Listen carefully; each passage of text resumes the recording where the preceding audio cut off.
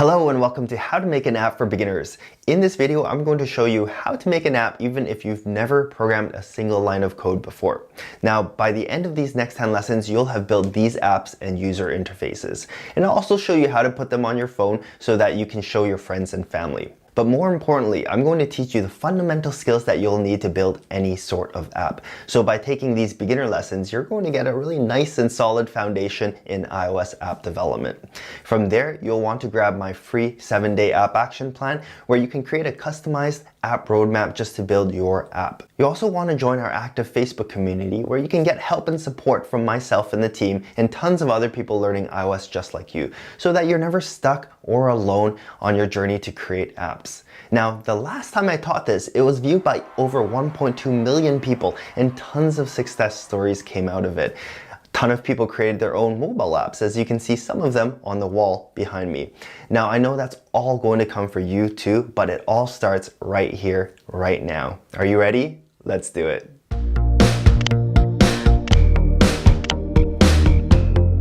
Welcome to Code with Chris, the place to be if you want to learn how to make an app. I'm Chris and I'm so glad you're here.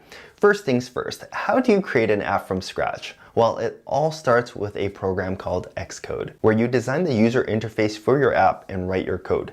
That gets turned into an iPhone app, which you can publish to the App Store where millions of people can download and use it. Before that, let's backtrack a bit though. Xcode is a program you can download for free, and the code I'll be teaching you how to write is called the Swift programming language. Don't be intimidated if you've never coded before, because I guarantee you'll get the hang of it. Next, Xcode can only be installed on Mac computers, but if you don't have access to one, you do not need to spend thousands of dollars to buy one. Instead, check out my video on Xcode for Windows using MacStadium first. Alright, so with that out of the way, let's dive in and let me show you around Xcode. So the first thing you're going to want to do is to download Xcode if you haven't already. And all you have to do is hit Command Spacebar on your keyboard to launch Spotlight, type in App Store to launch it, and then in the search bar, type in Xcode, and that's going to find it. Now, I've already got it installed, so if you don't, you want to go ahead and do that. I'm going to warn you though, it's a pretty big application, so it does take a little while to install. And if you can't, if it gives you an error message or something like that, scroll down, check on the compatibility. If you click it, it tells you what version of macOS it needs. For this one, it needs 10.13.6, but whenever they upgrade Xcode, this number gets higher and higher. So you might have to update your version of macOS in order to install Xcode. Also keep in mind the size here. Even though it says 6.1 gigs, it sometimes needs a little extra space in order to do the installation. So once you have it installed, go ahead and open it. You're going to be greeted with a dialog like this. What we're going to do in this video is create a brand new Xcode project. So click on Create a new Xcode project. If you don't see that dialog for some reason, maybe you've launched Xcode before, you can always go up to File, go to New, and choose Project. And that's going to get you to the same place. Now there's a bunch of different templates that you can start with to help you just be a little quicker in terms of what you want to create. What we're going to want in this lesson is to be under this iOS tab, because there are different platforms you can build for using Xcode and Swift, which is the great thing about learning these two things. But we're going to do iOS today, and we're going to choose single view app, and that's going to give us our basic one-page app or one-screen app. Next, we're going to want to configure some of the options for our new project, such as what the name is, what the unique ID of it is. And for the product name, you can name it something. I'm going to choose Hello World, like that. The team dropdown, you might not have a team here, and that's not going to matter right now, but you will want to create a team when it gets to the point where you want to put the app on your actual device. And I'll show you how to do that later on in the series. Organization name, I would either put your company name or your personal name. And then what's common under organization identifier is com dot and then your name or your company name. So combined with the product name, that's going to be the bundle identifier. You're going to see this term used quite a bit. It's basically like the unique ID for the app that you're creating. When you publish your app or when you upload it to the App Store and that sort of stuff, you're going to need that bundle ID. Okay, so Next, very important is to make sure your language is set to Swift because that's what we're learning here. You can leave these guys unchecked and then click on Next. And you can also leave source control unchecked as well. We're not going to go through that right now.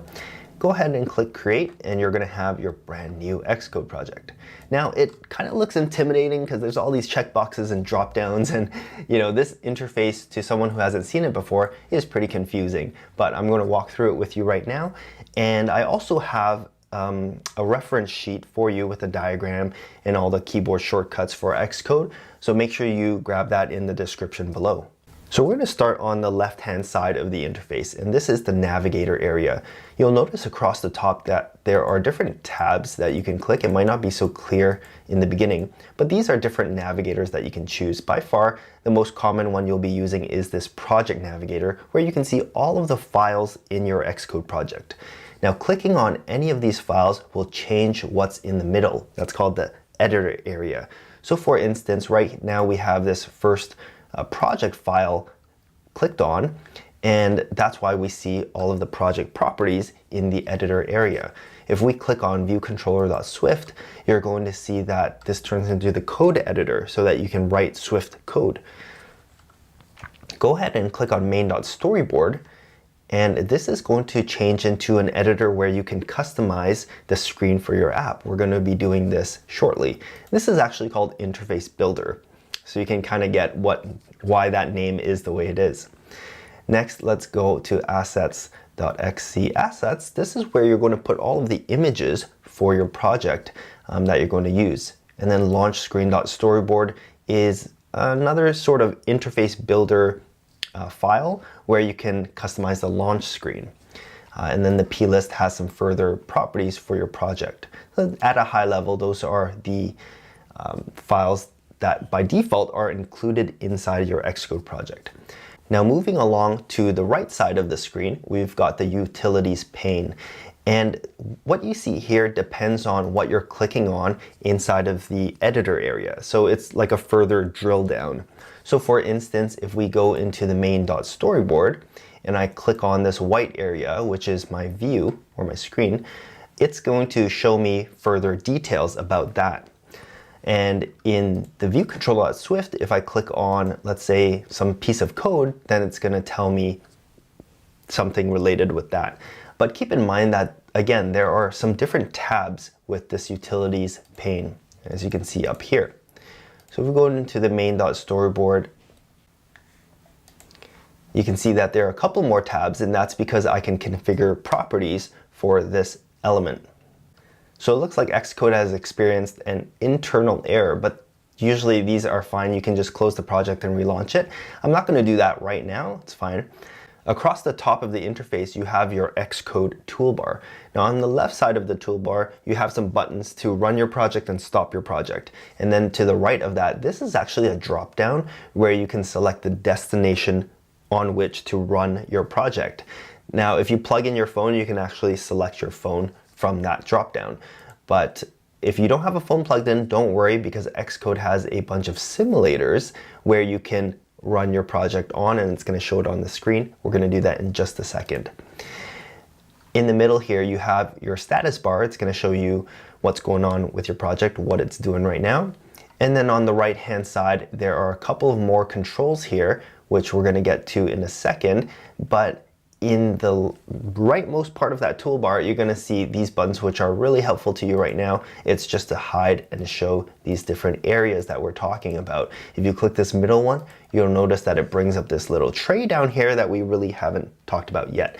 And this pane down here is called the debug console. And when you're running your project and let's say an error happens, you're going to get some details about that error in this debug console. So by default, it's hidden. If you want to show it, all you have to do is click this button to bring it up. So these are the major sections of the Xcode user interface. It's not that complicated once you know, right? What we're going to do now is go ahead and run our project on a simulator. So in that drop down that I showed you, by default right now it's iPhone XR. You can select any one you want to try out and just click this big play button right here. It's going to launch the iOS simulator. Now, the first time you do this, it might take a couple of minutes, but then subsequent times is going to be a lot faster after the simulator has launched. So you actually don't really need a physical iPhone device. If you don't have one, you can still build and test your app.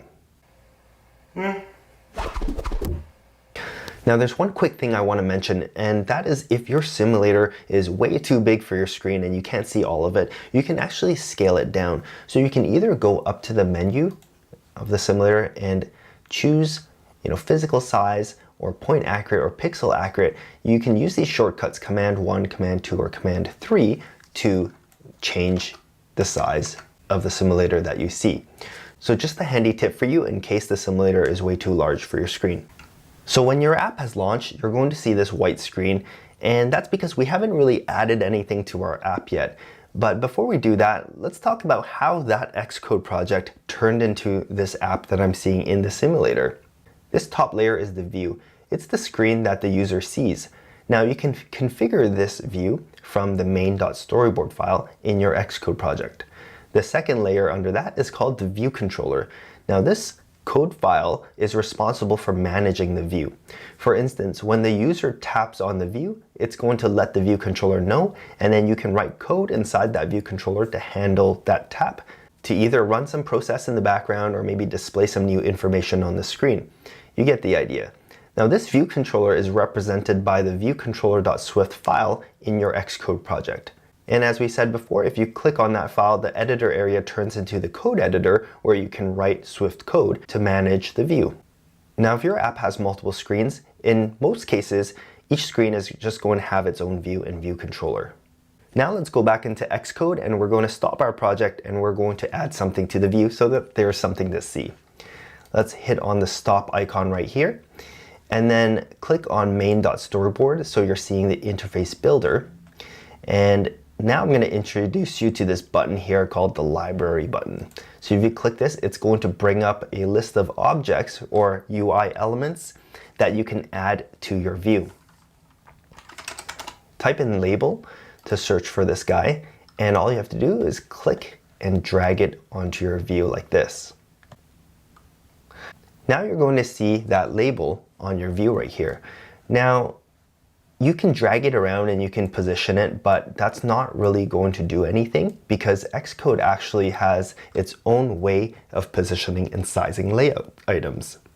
Xcode uses a system called auto layout to position and size the elements on the screen. This system makes it easier for you to design a single interface that looks good on iPhone, iPad, and all the other screen sizes of future iOS devices. Now, basically, all you have to do is specify a list of rules for each element that dictates how it should be positioned and how it should be sized relative to other elements on the screen. For example, this element should be the same height as this other element, or maybe this element should be centered on the screen. These rules are called constraints, and in lesson 2 you're going to learn a lot more about auto layout and auto layout constraints. But for now, let's jump back into Xcode and take a look at how we can position and center our label on the screen. Alright, so back in Interface Builder, I want you to select your label just to make sure that it's highlighted, and then down here there are a couple of buttons where you can add auto layout constraints. So click on not add new constraints, but this button called align, because we want to basically align this label in the center of the screen. So we're going to check horizontally and vertically in container and then click add to constraints. And you can instantly see these lines here that represent the constraints you just added, as well as the label being centered on the screen. If you've made an error, don't worry, check it out right here. This is called the document outline, and it basically shows you all of the elements and all of the constraints that are in your view right now. So just open up constraints. You can highlight your constraints that you've added. Maybe you've made an error or something like that. You can either delete them right now. I can hit delete and get rid of them. Or if you highlight them in the utilities pane on the right-hand side, in this size inspector, or there's different inspectors that you can select. Make sure that you're looking at either the attributes inspector or the size inspector, and then you can edit some of the properties for your constraint. I'm going to show you just deleting them right now off of the document outline, so they're gone. All I'm going to do it again. So you can hit your label now and you can go into Align and select horizontally and vertically in container and then add to constraints like that. The next thing we're going to do is we're going to edit that word inside the label. So make sure your label is highlighted, and then on the right hand side, again, make sure you're looking at the attributes inspector right here. Under text, you're going to be able to just type in whatever you want. I'm going to type in hello world and voila. So click on the run button on your Xcode project and it's going to launch the simulator once again, and you should be seeing something that looks like this. Congratulations, you've built your first app. To get a copy of the recap notes of what we went over today, as well as some practice exercises, just click right over here or find it in the description below. In the next lesson, you're going to be building this in Xcode. But first, if you like this video, please give it a thumbs up and subscribe to my channel by hitting that red subscribe button below. And if you don't want to miss the next lesson, just hit that bell icon to get notified of when it gets released. Now I want to turn it over to you. With the skills that you're going to learn, are you going to build an app or a game? Let me know by leaving a quick comment below. And then just click on that thumbnail for lesson 2 and I'll see you there. Bye for now.